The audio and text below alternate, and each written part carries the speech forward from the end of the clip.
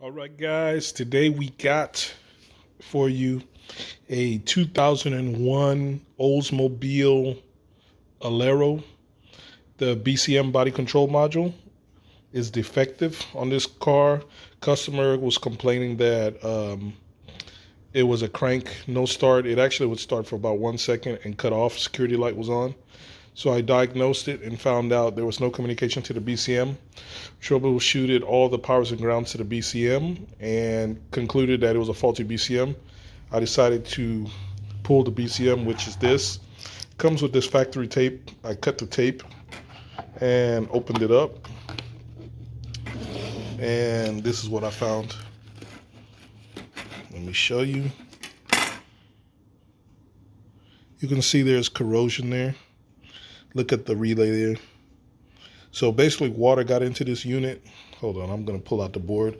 The board, once you open it, you can just pull on the board and it'll come out.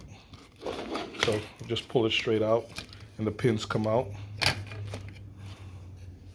And you can see all the corrosion under it from the water that was falling onto this unit. All in there, see that? So that's what destroyed this BCM, caused no communication.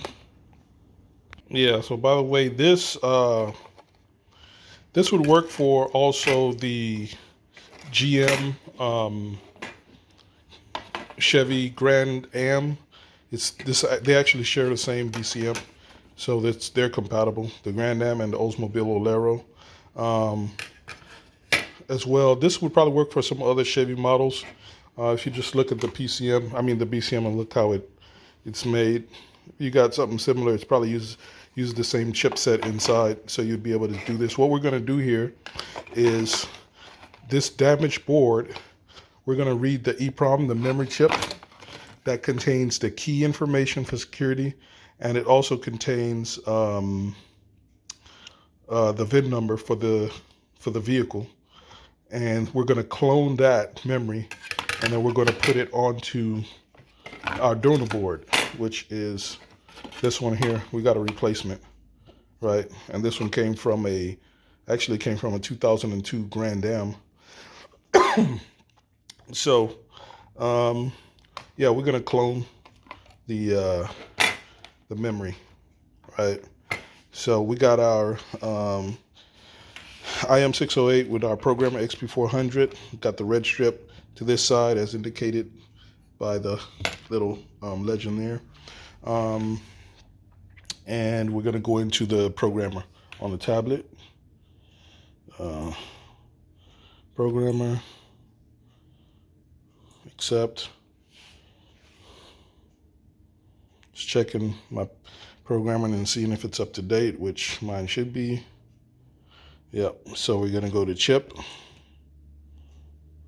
read and write, and EEPROM. And this one should be ST. I already looked it up on the actual chip. As I showed you on the other videos, M95, you can literally read on the chip and get the model number of the type of memory chip, and that's the EEPROM chip there. Probably won't be able to make that out, but I was able to get the model number, and that's how I know which one it is. Yeah, and I believe this is us here, M95040, EEPROM. Okay, I'm gonna go to set, so I always set my validation. So you don't have any, you want to perform read validation and write validation. And make sure it goes through it twice, and make sure you don't have a bad read or write. Okay, voltage you don't ever want to mess with. And schematic of the actual chip and how to connect it. I already know how to do it. This chip is basically, it would be this figure on this chip. It's marked with the little dot right there. So that's how you know what's pin 1. That's would take the red strip, and the connector would just sit on there like that. So I'm going to connect up and come right back after I connect. All right, folks, this one was a little bit different. With the regular clip, APA 103, I had a lot of problems getting a lot of verify errors with the chip on board. So what I went ahead and did, I've got a hot air gun. So I basically heated up, this was my test unit. I heated up the contacts to the EEPROM and just using some pliers. As it was heated up, I was able to just pick and remove the EEPROM. And then I went ahead and used the APB 129. This is basically an adapter. It just fits in to the two connectors that are in on the XP400 Pro. And I was able to then solder the EEPROM chip right there at the SOP8 slots, as you see right there. And I used the U10, the first one. And of course I got the marker to know where was the front. There's a little bitty dot. You might can see it right there on the camera. That little bitty dot, that tells me that's pin 1, so it's facing forward. And it's marked on the boards right there, as you see. That tells you that dot needs to go that way, right, to match that. So that's the orientation it's in. I soldered the 8 pins, 4 on each side. And then you go to read.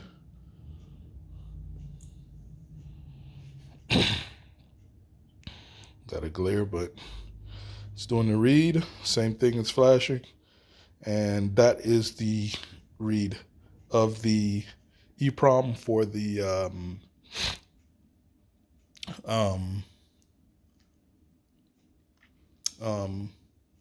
the BCM. So you can then save this. That'll be a backup of your EEPROM, which I already saved mine. Yeah, so with the clip, I constantly got verify errors. It would not get a good read. So to get a better read, I just removed the chip and soldered it on to the APB 129. And I'm able to get consistent reads every single time, as you can see.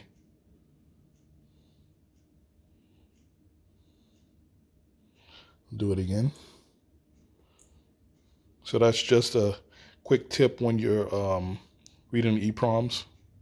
So what I'm going to do is go ahead and pull off the original EEPROM. This is the original board that we need our data off of. And I'm going to pull this chip off, connect it here, read it, save it so I have a backup of that, the key authentication data and also the VIN number, all that stuff. And then I'm going to actually, instead of, copying onto another one, at that point, I'm just going to basically move this EEPROM from here to the donor board and be done with it. So it's kind of like bypassing this process. The idea was to read it with the clip, but since I was having issues with the clip, it just makes more sense. I'm going to transfer it here to do a backup, so I always got that data in case anything goes wrong. And then I'm just going to transfer the chip to the new board, and problem should be solved. The car should start, and I'm going to do that right now to update you. All right, guys, that's it for this video. I'm going to wrap it up. I've already done mine. I've put the original EEPROM on the donor board, and now I just got to put it back into its case and install it in the car, and the car should be just a crank. Nothing to do, nothing to program at that point. I've got the spare EEPROM chips. I'm going to save them, tape them to the boards, the donor boards, and the old board. And one thing to be sure to do when you do solder your EEPROM chips on, you're going to want to test, use a multimeter, any multimeter like this. And you're going to want to test the leads. So to make sure you got a good solder joint, you're going to want to test from each pin. You can identify, especially if you got the other board, like I've got this one here, right? So with your multimeter, like for example, I know this lead goes to, I believe, that first pin right there. You can even see it on the board kind of too. You see that? You can see the trace. So you're going to test at the top of your chip you're going to test that to the actual, from that lead, you're going to test it to that point and make sure you have you've got a good connection, because sometimes your solder joint might not be, you know, in place. So you're going to want to test each one and make sure it's, you know, it's got good connection. And, you know, I've done that on this one. There was one, this sec one right here did not have a good connection. So I had to go back and resolder. And now I tested it and I've got a perfect connection to that pin right there on the chip. And all 8 of them have a perfect connection. I've tested them all. So that's something very important to do when you're resoldering a chip. I got to clean this a little bit. That's just some of the flux I used. But that's it. So that's a wrap for this one. Any questions or anything you want to see, put it down in the comments. Yeah, at least this is the first time we've used the APB 129. So that's a alternative way of reading EEPROM chips when you have problems reading with the clip APA 103, which happened in this case. I could not get a consistent, actually I couldn't get a verifiable read at all. And I read like, man, like at least 20 or 30 times. So that's something good to know in case you have that issue. You can always fall back, remove the EEPROM chip, solder it onto one of the slots here, and that's it. Let me show you how that actually goes in. I'm going to remove it. It's on there pretty good. Force it too hard. There it is. So you see that? Just fits directly into that.